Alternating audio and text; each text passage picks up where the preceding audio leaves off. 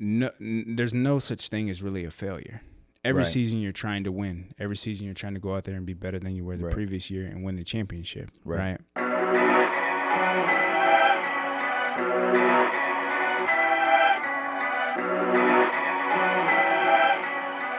And we're live, cuzzo.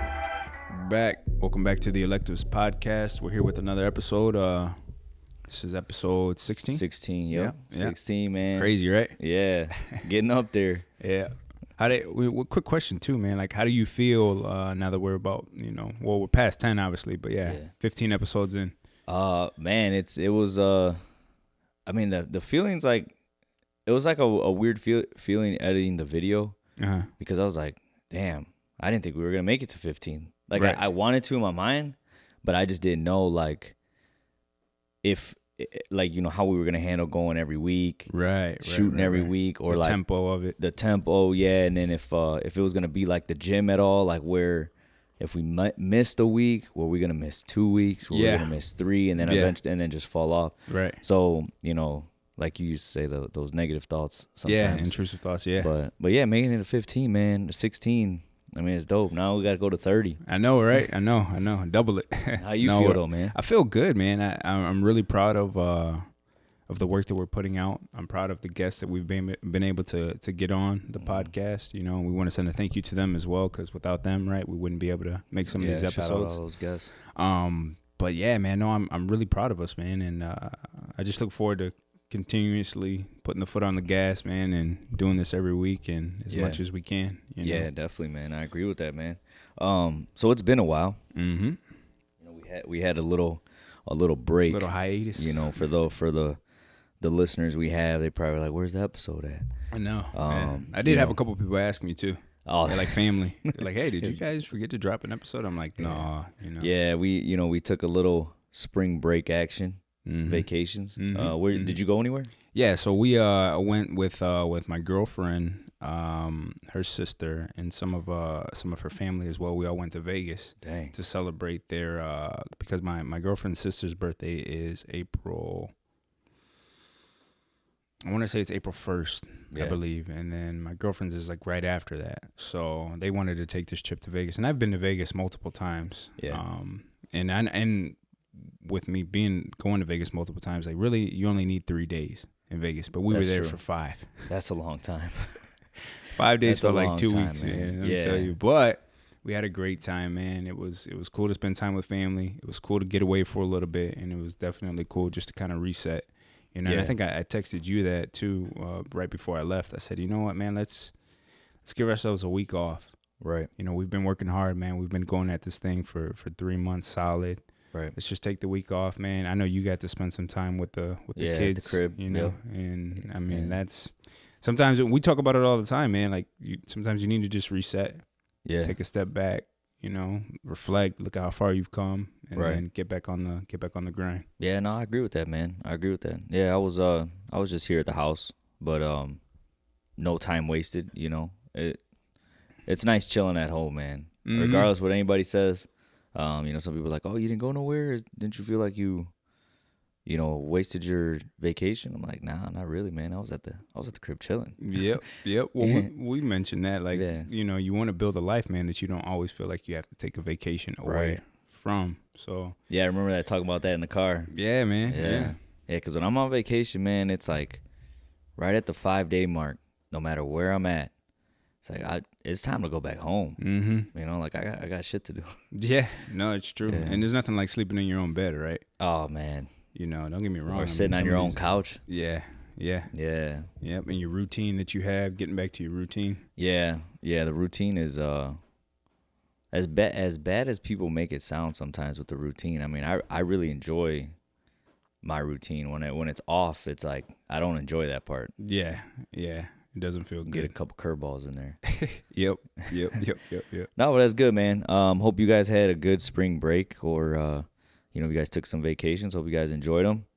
But we got to come back, and for those of you who know that we've been playing basketball, we're in our men's league. We mentioned it a few times. Mm-hmm.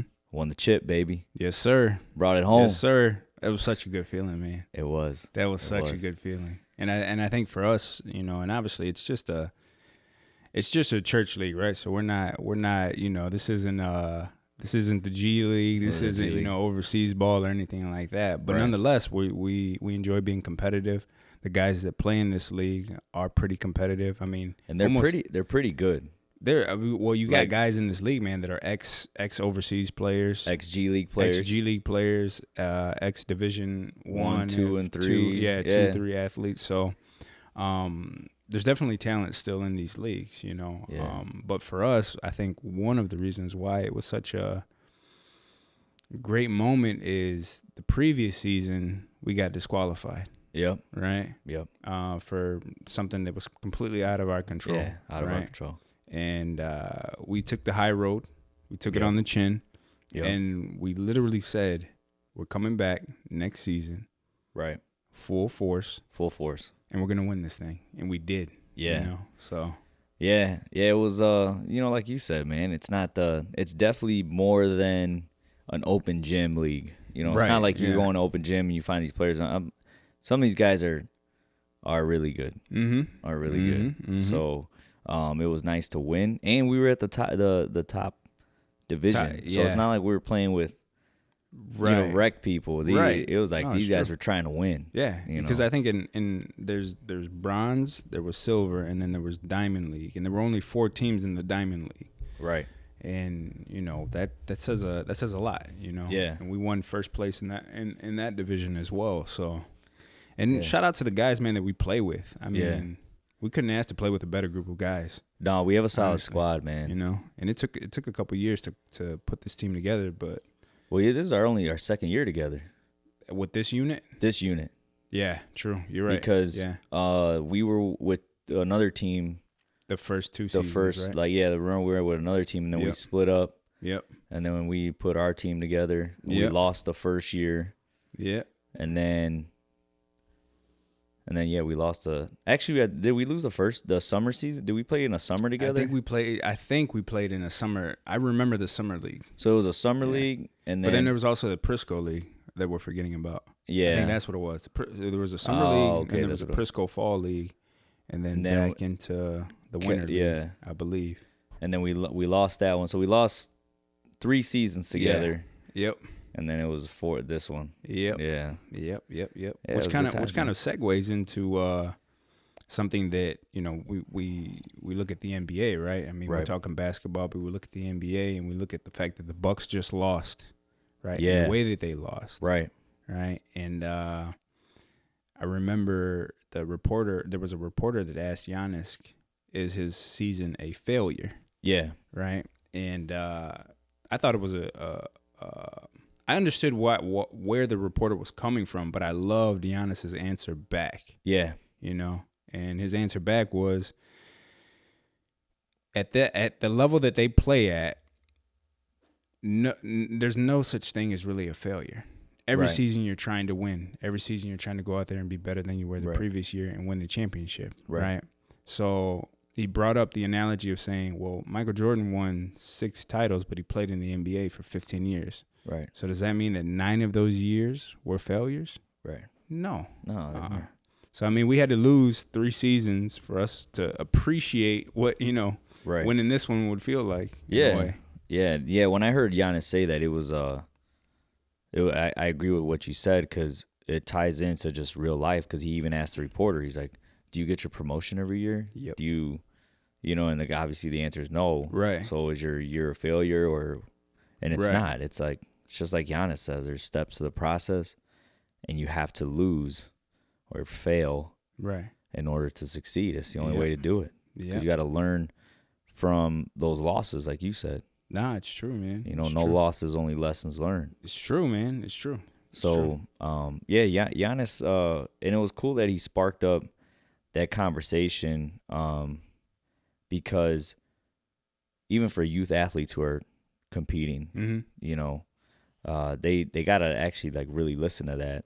Right. What he's saying. Right. No, I agree. And I think that, for some of the parents maybe that are listening too, you want to make sure that what I would like to make sure is that my kid loves the game one day, right? And that they always love the game. Because if you don't love the game, then you're not going to play at your best, right? And some of those guys in the league, like Giannis, he still loves the game. Yeah. And that's why he's okay with, he's not okay with losing, but he's okay with losing because he still loves the game. Right. And I know that, and during that segment, Shaq had a slightly different perspective, right? Which was, yes, outside of basketball, you're not a failure. Right. But when you are one of the most dominant players in the NBA, you're one of the top 5 players in the NBA, there's a certain level of expectation every single season, right? That you're supposed to win the chip. Yeah. So in that way, it was a failure. Yeah. And I also respect that point of view. Right. From a championship mentality, from a winner's mentality, you gotta respect it, right? Yeah. But to your point, and kind of like what we do here on the podcast, is translate that to everyday life. Right. Not every situation has to be so serious. Right. And life or death, or win or loss. Right. Yeah. Because it's like Kenny said, it's like the expectation. If that's the expectation, then mission failed. Right. So it's just kind of the way you look at it. But Kenny also said you don't want to I don't know if it was Kenny or if it was Ernie, but he said if you don't want to take that word failure so seriously, because then that could lead to depression, stress, not wanting, because you feel like the world's over. Yep. But so you have to take Giannis's point of view, I think. Yep. Yeah, take it on the chin. If you're like, man, or if you're a young athlete and you're like, man, we just lost our tournament, or I had a terrible game. Right. It's not the end of the world. Yeah, did you fail that game? Mm-hmm. Yeah, you did. Mm-hmm. But it's all right. Yep. You get another game. Yep. And you still got practice. So don't worry about that. Yep. Same thing with life. You don't get that promotion. I mean, there's another one. There's another one maybe 3 months down the road. Right. Or maybe it's time to make a move. That too. Maybe the place you're working at isn't for you anymore. Yep. And maybe they're not seeing the value that you bring. So maybe it's time to go put yourself in front of another pair of eyes. Yeah, no, it's true. Somebody who sees why you would need that promotion, or that's true. Why you should be running a team, or whatever the case may be. Yeah, no, that's true, man. Because sometimes your blessings are disguised in different ways, right? Yeah. And you may not even know it. Right. Yeah. You may not even know it until months later, years later, you look back and you're like, man, that was actually one of the best things that could have happened to me. Right. So. Right. And that to tie into that, I was Malcolm and I like watching boxing, and Malcolm's a big boxing fan. Yeah, for so sure. I was watching that post Tank Garcia. I don't know if you've been hearing all the noise that's been coming out. Well, here and there. So, but what specifically? So specifically, it could be, it's just a theory, right? Mm-hmm. So Ryan comes out with a religious song, entry song, right? Mm-hmm. And he ends up losing the fight. Mm-hmm. So post-fight, they say Oscar Bernard didn't show up to his post-fight, right? Yeah. So that was a big thing. That's that. So then now there was a leak that he had an injury to his ribs, and somebody told Tank where he was injured at. Oh. And it got leaked out because he didn't get leaked he didn't get hurt in a fight. It was in a sparring match. I do remember seeing this. So you're talking about like sometimes it's a blessing. Well, people are saying it was actually good that Ryan took this fight and lost. Yeah. Because it just opened the door to see everything that's wrong in his camp. Oh yeah. So I was like, damn. No, it's true. Yeah. Because Ryan used to be before he was with Joe Goosen, who he's with now. Yeah. He was training with Canelo. And then before he was training with Canelo, he had, I can't remember, I think his dad was training him. I think. Because Ryan's like a self-made TikTok boxer. That's really how he got his notice, was on TikTok. Yeah. I mean, the kid honestly has some of the fastest hands I've ever seen. Talented. When it comes to just being able to let your hands go. Right. But in boxing, if you can be as fast as lightning, but if you can't land it, Yeah, or if the guy that you're fighting has better timing than you, which is what Tank had. Right. Well, timing beats speed all day, every day. Right. And I liked it when Ryan Garcia was training with Canelo because I felt like Canelo could mentor him. And Canelo is one of the guys who left Oscar De La Hoya and Bernard Hopkins and Golden Boy for a reason. Right. Right? There's something that Canelo saw that said these guys aren't in my best interest. Right. Right? And Ryan being young, man, Ryan's 24. Right. You know, I remember being 24. Yep. Excuse me. Sometimes you just don't know what you don't know. But to your point, I do believe this is a blessing in disguise for Ryan. Yep. Because, yeah, these guys really don't have your back the way that they say they do. You know, and at the end of the day, you're the guy who's going in there. And it's sad because they were once fighters as well. I think that's what makes it even worse. Like, a guy like Don King or Bob Arum. Right.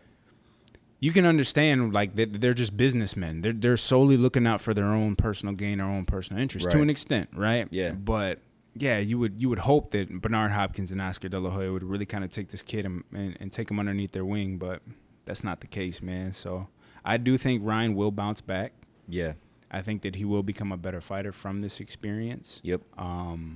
It's kind of like when Canelo lost to Mayweather. It actually made Canelo a better fighter, you know? So I just want him to change his team around, man, find a better trainer, find the right team, recalibrate, and get back out there, man, and fight again. Yeah, no, I agree with that, man. So it's just, you know, it's just crazy. Like, you know, that's why we love sports, you know, and I think I always said that if I ever had kids, they have to play sport. They have to play a sport. Because all the lessons in life come from sports. You learn to fail quickly. You learn to win quickly. Yep.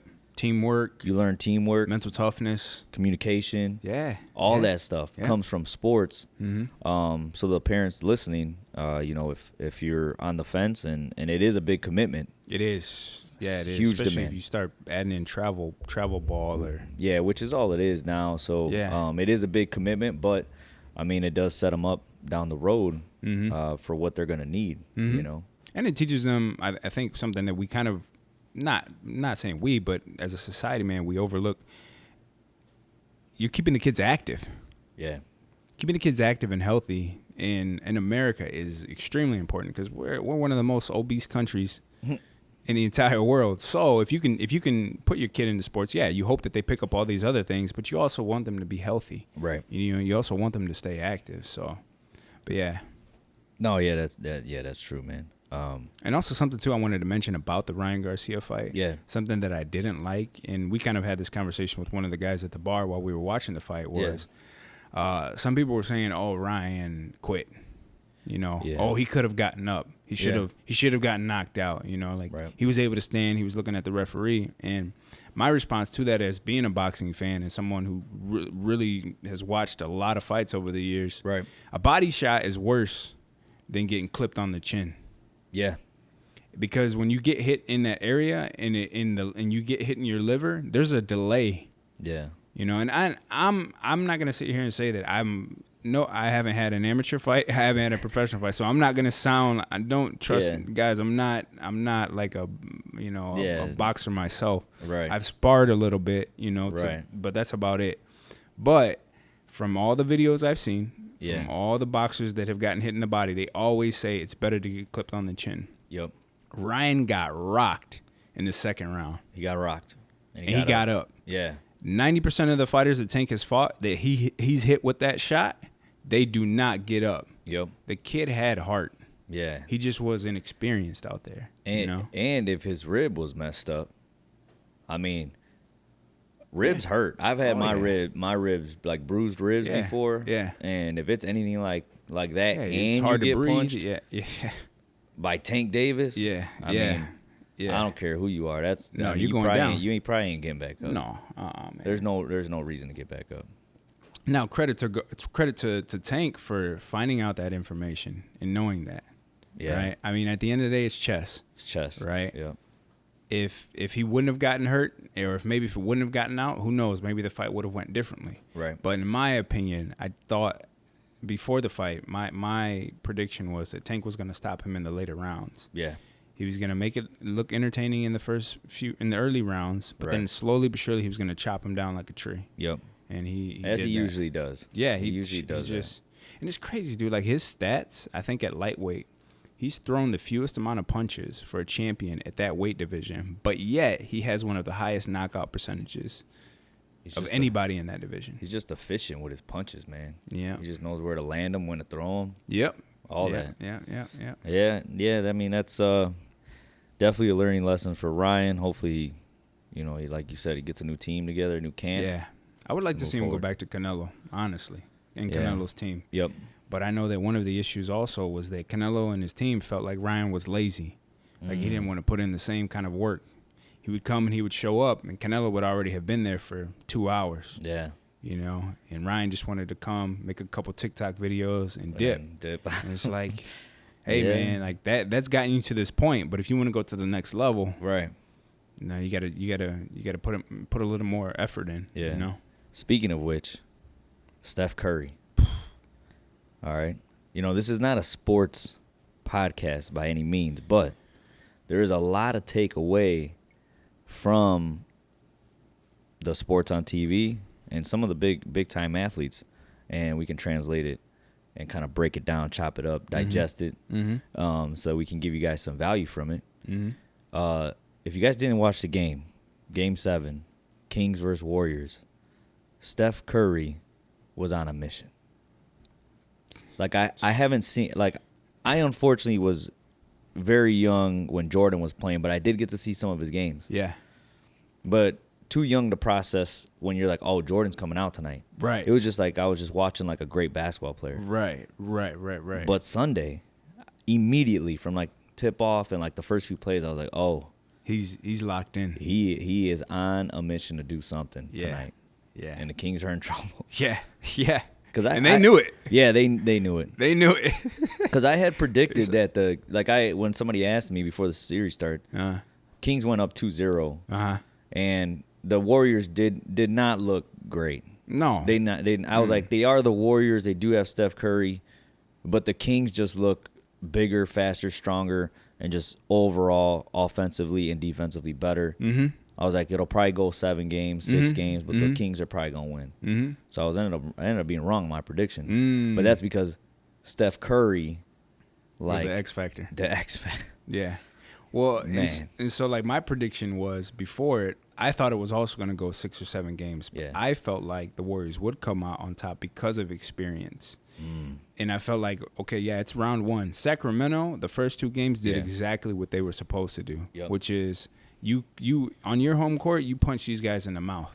Oh, yeah. Right? You basically show them zero respect. Yeah, you're the defending NBA champions. Yeah, you guys got 4 titles, but we're here. Right? Yep. De'Aaron Fox balling out of his mind. Malik Monk was balling out of his mind. Sabonis was balling out of his mind. Yeah. But then when they went back to Golden State, that championship pedigree, you started to see it. Yep. You literally saw them turn the switch and say like, no, we're gonna remind these cats that we are the defending champs. Right. But specifically with Game 7, the way Steph played, I mean. To your point also, watching someone play at that level live, we are truly, truly lucky and fortunate to be able, in our generation, to watch someone like this. Yeah. Because I think he's the first player ever to drop 50 in a Game 7. Yeah, first player ever. Probably, I don't know if we'll have somebody else do it. I'm sure, but it may it'll be it may take a little while. But yeah, he so I listened to Draymond. I think he was on his podcast talking. He said Steph Curry said he was gonna like talk to the troops before they got on the bus. And he basically gave like a like them football motivational speeches. Yeah, pep talk. But he was just like, man, if you're gonna get on that bus, I need you to do whatever it is that you do to the best that you can. And if it's, he's like, I don't care if Draymond was saying, I don't care if you score points, get rebounds. Yeah. Whatever it is you have to do. I need your best tonight. I need the best of that tonight. Yep. And then, so like I'm listening to that, I'm like, man, it's like the conversations don't change. It seems like conversations are the same, whether you're 11, you go to high school. Yep. You go to college. Yep. they're literally having the same conversations to all the players. It's like it's not about being selfish or getting points or what minutes, whatever the case is. No. When you get out there, you just have to do whatever it is that you can, and that's a short amount of time to help the team win. Yep.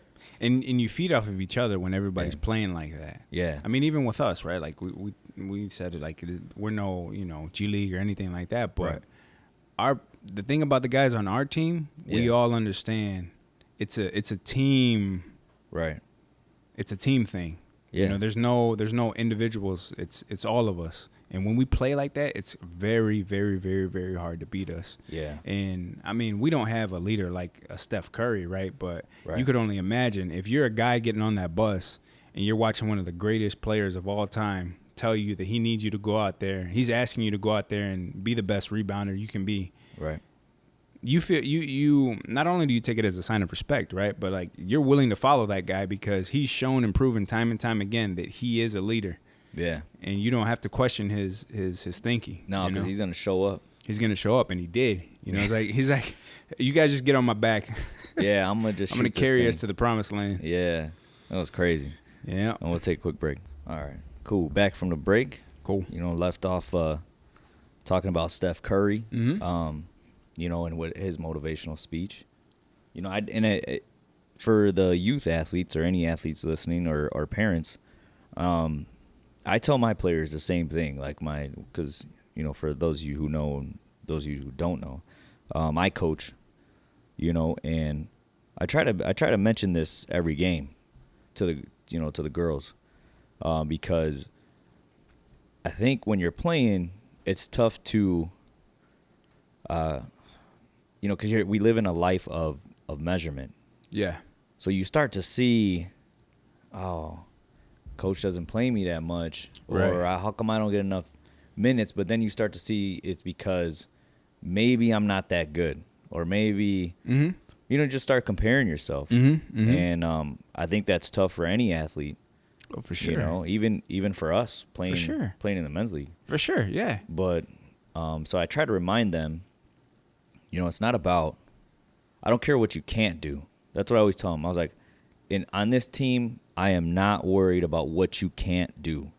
If you can't dribble, okay, I don't care. That's fine. That's fine. You can't shoot, I really don't care that you can't shoot. But can you give me 10 boards? But what can you control? Can you steal? Can you be a lockdown defender? Can you dive on the floor for the ball? Yep. Can you, just little stuff. So I think if you remind your athletes that may help them if they're going through like tough, moments and ups and downs. Yeah, ups and downs, because they're, somebody may be better than them or whatever. Mm-hmm. But it's all about just controlling what you can control at the end of the day. True. And I think, too, this isn't a knock against anybody's parenting style or anything like that, but if your kid or your child isn't getting the playing time that they think that they should be getting or that you think they should be getting, before you go and talk to the coach, just watch the way your child plays when they are on the court or on the field or wherever it is.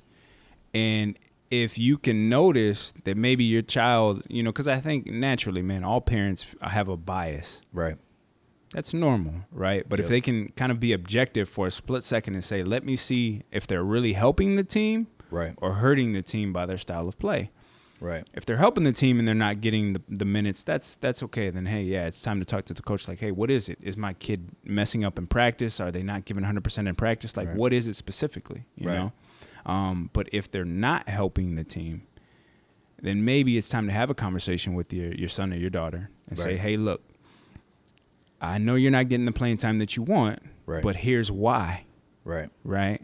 So if you want to get more playing time, we need to work on your weaknesses. You're already good at this. Right? We can sharpen that here and there, but let's work on what you're not good at. So that way coach can recognize it in practice. But then you have to still the kid has to go out there and do it in practice first. To get the opportunity to do it in a game. Yep. So and they got to put the work in outside of there, because that's always the thing I tell, athletes too. It's like, what are you doing when you're not here? Because and then the other thing is teach them to enjoy and really embrace the frustration and the anger that it brings, because sometimes I've seen kids, they just don't know how to handle it, and I have to remind them. I'm like, I know you're frustrated right now. Right. I know you're bothered. Right. But that's what's supposed to happen. Exactly. You're supposed to feel that way. I want you to channel that energy now. Yeah, I want you to always. You should be frustrated at practice. Yep. If it's too easy, then I'm failing. Then exactly. I'm not. Yeah. I'm not doing you any justice. So, you're right. So I think that's the other thing. Really have them embrace the frustration and the anger and whatever sport they're in, and teach them how to channel it. No, I agree, man. So, I agree, and that really is a skill and an art to coaching. We've mentioned that before. Not everyone can be a coach. Yeah, or parenting too. Or parenting. Yeah, true. Very true. That's another skill too, man. It's got to keep practicing that too. Yep. Yep. I got a quick question. What did you think about what Charles Barkley had to say on Giannis's take with the reporter? Oh, about like the success and failure. Mm-hmm. So he touched a little bit on the failure part. He did say he brought up the success though. What is the meaning of success? Or I forgot how they worded it. But Charles said when he goes talk to kids, the first question he gets is, "What kind of car do you drive?" Right. What are you driving around? He's in a Lambo truck. Yeah. Yeah. So, and he said that in America we've programmed our kids to judge success on what you have, materialistic possessions. Yeah, do you have the I remember when Kanye was doing the Yeezys. If you didn't have a pair of Yeezys, like you weren't cool, right? And then now that Yeezys are gone, now it's about the Jordans, which you got the ones that just came out, or I don't. There's so many things now that you have to have. I mean, for girls, it's like it's totally different for girls. Yeah, I would imagine. Yeah, it's totally different for girls. So, and it's I when I was listening to Charles say that, I was like, man, that's true. But I guess it's always been that way because even when we were younger, it was like that too. But it's just not as bad. Right. No, it's true. So I agree with him, man. I think we have done a disservice to the youth now, because now they judge everything about car, house, clothes. Yeah, money. Yeah. All these things you can't take with you when you leave this place. You can't, man. You can't. Yep. And what'd he say? He said, not everybody's going to make a lot of money. Which is true. It's just true. It doesn't mean it has to be true for you. Right. But, yeah, not everybody's going to make that much. No, But you know what? Social media plays a part in the programming. Yep. And we see it. I'm sure you've seen videos, right, where some guy pops on and he says, "Hey, I'll tell you what to do with $1,000 right now. Don't buy this, but come and buy my course." Right. And there's always these get rich quick schemes. Right. We tried it, right? We tried the pyramid schemes when we were younger. Thinking that, hey, this is, I'm gonna slingshot myself to success. I'm gonna get the money and then I can have everything. And you end up realizing, man, like, no, it really is the journey. It really is building it brick by brick. Yep. And this just hit me right now, man. I think what we should do is we should put together something, just like a little guide, like 1 pager or something. Like everything that these people are selling online. Mm-hmm. There's really, if we really broke it down and what we learned and then used to our success now today.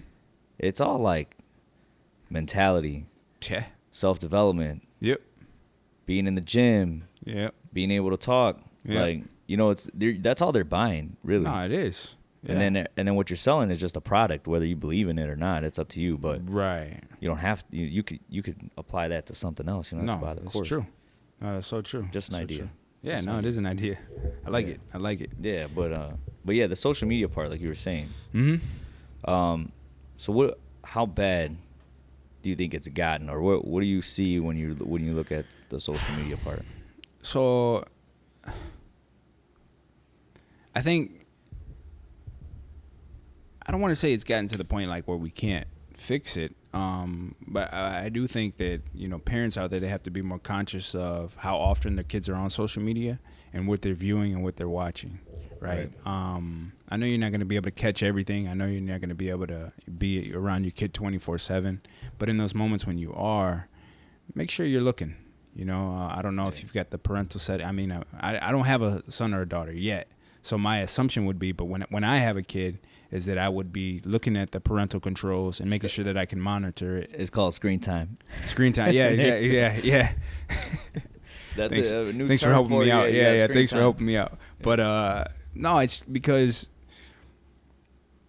your diet just isn't. And I learned this from a guy. I forget the brother's name, man. I wish I did remember his name so I could give him the credit. But he was on the Breakfast Club, and he said your diet isn't just what you eat. It's what you watch. It's what you listen to. It's what you read. It's who you surround yourself with. Right. And I believe that to be so true. You know, if you're ingesting nothing but negativity on social media, or if you're ingesting nothing but money and success and materialistic possessions, right. Well then of course, yeah, you're gonna end up with a void if you do acquire all those things. Right. You know, and something that I had mentioned to you the other day, man, because we were gonna shoot the day that we shot the podcast with Rio, I was at the barbershop cleaning my station. And all of a sudden, man, one of my coworkers, he was there as well, but he was leaving. Yeah. Right. And as he left, a gentleman came up to the door, and he opened it and he said, "Hey, can I get a haircut?" And I walked over to him and I said, "Hey, man, we're closed. You know, right. I'm just cleaning up." And he could see that I had everything sprawled out all over the place. Yeah. And I could see a different look in his eye. And he's like, "Hey, man, I could really use a haircut. Like, nobody wanted to cut my hair. I went to another shop. Nobody wanted to cut my hair. And I got an event I have to go to tomorrow. So if you could just cut me up, man, I would really appreciate it." Excuse me. And my first initial thought was like, if I'm being completely honest, was like, "Oh, man, you know, like, I'm cleaning, man. It's my day off. Like, right. If you come in Tuesday, if you come in tomorrow, man, I'll be more than happy to get you in." Right. But I don't even have my clippers set up right now, right? That was my first initial thought. And then something kind of came over me, right? Like a feeling in my gut that said, "Hey, man, give this gentleman a haircut." Yeah. For whatever reason, that was what my body was telling me, right? So I was like, "Okay, come on in, man." Yeah. He had a bag. He had a bunch of clothes. He comes in. He sits down. I could smell that he had some alcohol in his breath. Right. And then I just asked him, "Man, so what are you up to? You know, what do you got going on?" Yeah. And this guy just basically gives me a full rundown of his entire life story.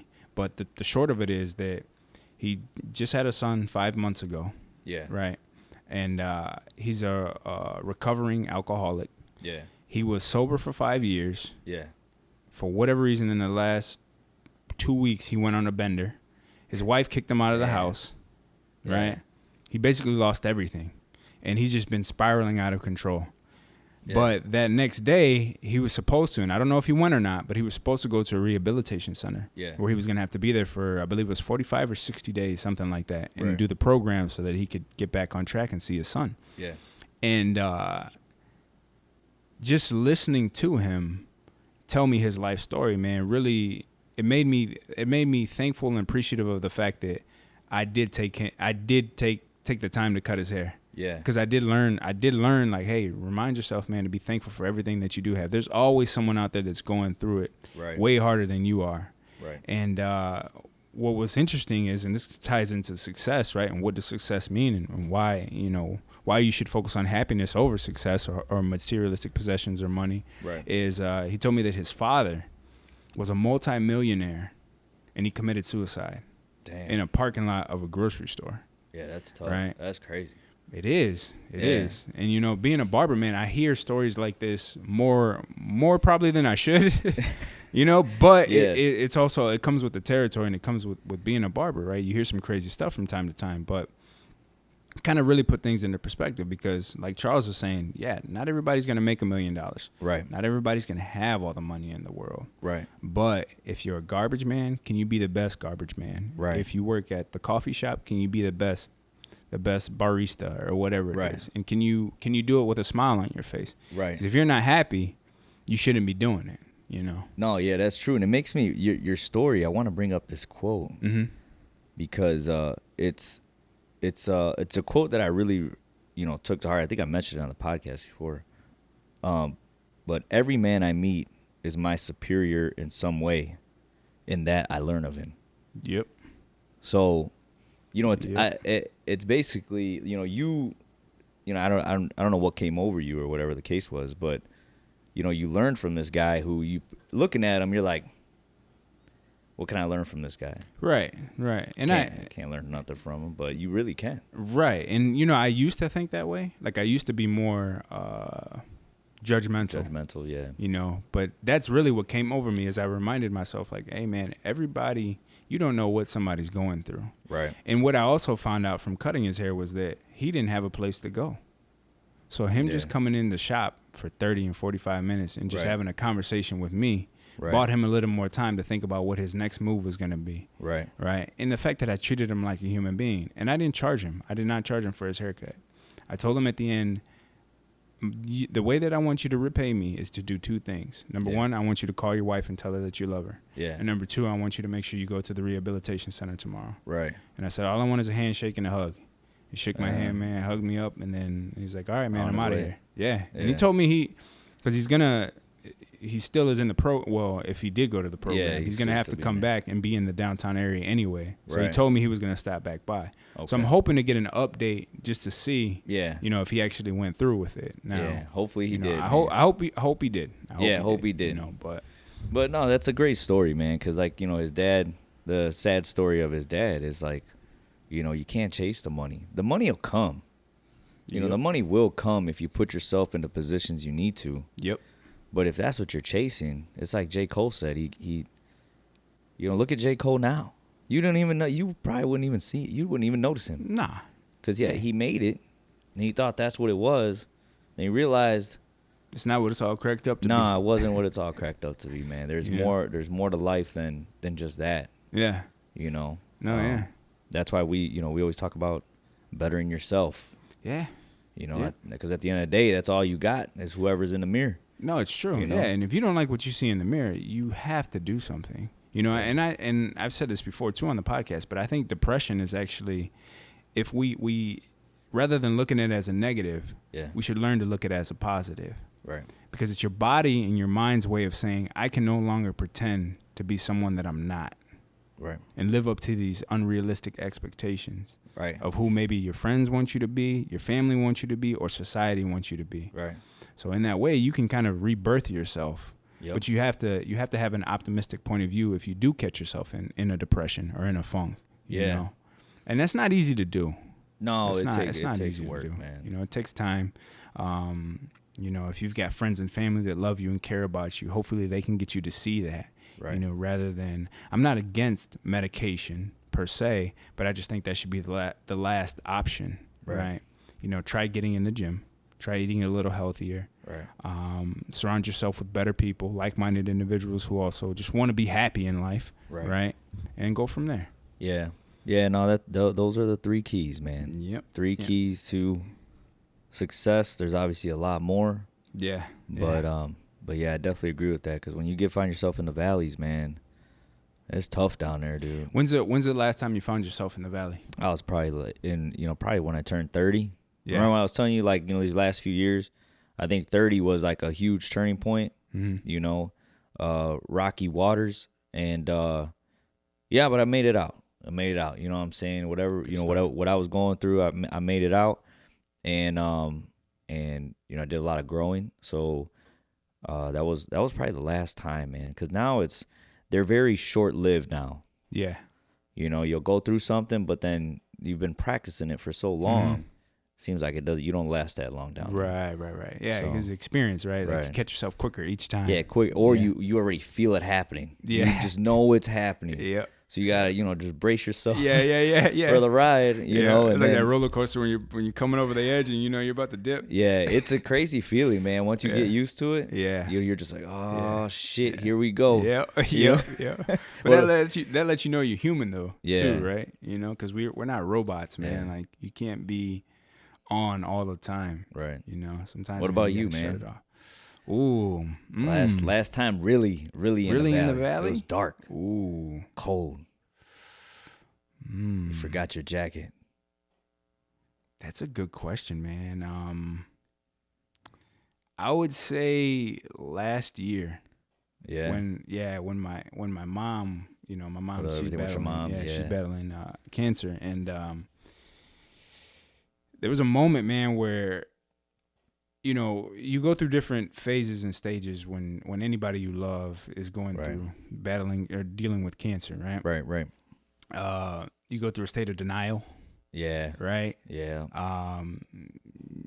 You want to go on the internet and try and find, you know, how to fix it. Yeah. Yeah. And, you know, then you start throwing them at the person, you know, and they start throwing stuff back at you, thinking like, hey, let's try this. And, and then there was a point, man, where like I had to say to myself, I'm not in control. No. I am not in control, and whatever's going to happen is going to happen. Yeah. And I came to terms with the acceptance that one day my parents are going to die. Yeah. And it may happen sooner than later. Right. And that's a very tough thing to accept because you don't think around. I mean, I know that there's people that have lost their parents at earlier ages or whatnot, you know, but around this age, around 30, you do start losing family members. You just don't expect it to be your parents or the possibility of it being your parents, right? Right. So when I had to really look in the mirror and say, have you done everything you can to make sure that the relationship with your mom is good? Yeah. Because you don't want to be waiting to the end. No, you know, you don't. Yeah. And that's something that I was thankful that right before we found out that she was diagnosed with cancer, we went on a trip to Mexico. Yeah. And I told my mom, I want to go down there and see my family on good terms. I don't want to go down there because someone passed away. I want to go down there and enjoy being with my family. And on that trip, because we drove. So 24 hours? Geez, 24-hour ride? Yeah. I remember those. It was a long, long ride. But anyway, my mother and I's relationship strengthened because of that trip. And like I said, having to accept the fact that, okay, now that I've actually gotten in a good space with my mom, there's a possibility that she may not be here, you know, for however long. Right. And that was when I was in the valley, man. Yeah. I was in the valley. But I have to thank my beautiful girlfriend. Yeah. And I have to thank my family, you know, you, other people around me that were just like, hey, man, look, we got you. Yeah. Whatever you need, you just let us know. Yeah, just let us know. You know? So, yeah, man, that was the last time I was in there. But yeah, and that's tough, man. I mean, like with my grandpa, it was the same thing. Yep. I think I didn't last very long in there because of, you know, what I was going through before. But that was a rough time too. Yeah, it puts you in a funk. Oh, man, it was like in a funk. I was like, what? Because it also too, man, it makes you question your own mortality, right? Like, how much time do I have left? Right. Yeah, that's why, like, when we say it's like, you know, this is the youngest you'll ever be. So stop thinking about the other bullshit. You know what I'm saying? Like, no, for real. You know, just do what makes you happy. But but you know, so like when I say that, it kind of do what makes you happy, but it also can't be detrimental to you. Right. Don't just be like, hey, man, just don't nosedive. I like being in my mom's basement and playing games. All right, cool. If that's what you like doing, but then you need to create something with that. Right. You still put yourself on Twitch or something. You know? Something. You can't just be chilling there. Right. Yeah. You can't just be chilling there. But that's true, man. Yeah, and then I think the last thing we'll leave with is you talked about, you know, feeding your mind, and I've learned over the years that it's good to feed the mind of your children too, because I learned to accept that social media is here. Yep. Okay, and I can't be the parent that says you're not allowed to use this or that, right? Because unfortunately / fortunately, that is the life we live in. True. So I've learned to just try to take advantage of it, and if she's gonna be on there, then I want to feed her mind the same way I feed mine. Yeah, with good stuff.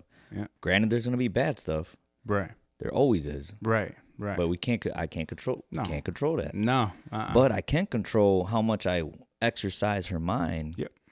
And you know, every day, you know, I send her stuff.